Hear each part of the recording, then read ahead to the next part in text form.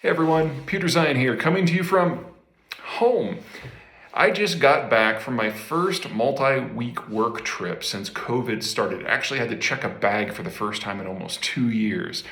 And on that trip, I confabbed with a lot of industry leaders in a number of various spaces: electricity production, agriculture, manufacturing, finance, you name it. It was a really busy time.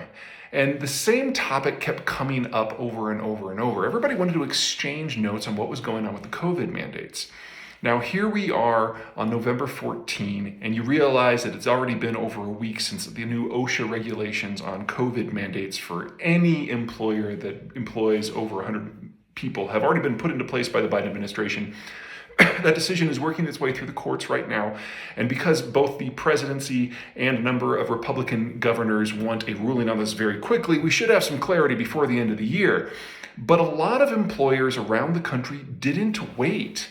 They realized that their workforce, their reputations, their public safety, wanted to make sure that their factories continued to run. All these were important issues to them, and they saw mandates as a way to achieve that, which means that we've got some anecdotal evidence about how the mandates are being received and carried out before we even got to this OSHA step. And what I heard from people was really interesting. They were really excited. Now, on average, you're going to have a few people who quit over a vaccine mandate no matter what. No one that I spoke to, maybe 50 or 60 different people, reported more than 5%. Most of them, it was less than 1% of the workforce decided to quit. And the more people quit, the more the employers were excited.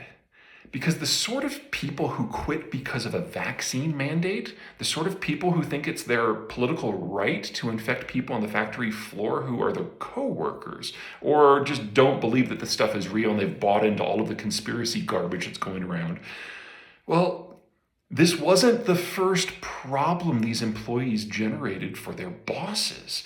And so when they offered to quit because of something like a COVID vaccine mandate, human resources people were ecstatic because these are people they've been trying to push out the door for a very long time.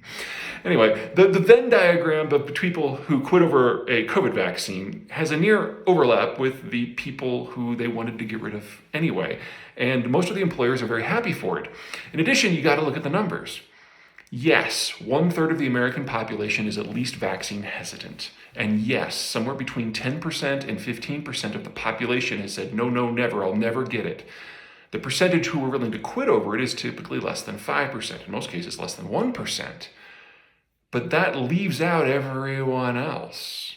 2/3 of the American population thinks that the vaccines are a great idea, and half of all workers are ecstatic that they're around. We've been thinking about the wrong workers who might quit. Not the 1, 2, 3, 4% who refuse to get vaccinated. The 50, 60% who think that having a safe workplace environment is worth quitting over. The early adopters of the COVID mandates that I spoke to all said the same thing. Yes, we lost 1, 2, 3% of our staff, and yes, that hurt. But we were able to fill those jobs in days with people who wanted to job jump from employers who didn't have mandates.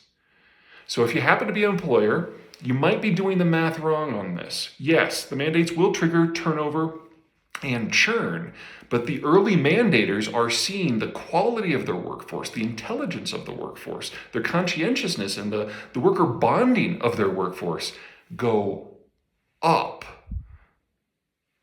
which means you can guess what happens to the employers who are late to this particular party. Okay, that's it from me. Until the next topic, take care.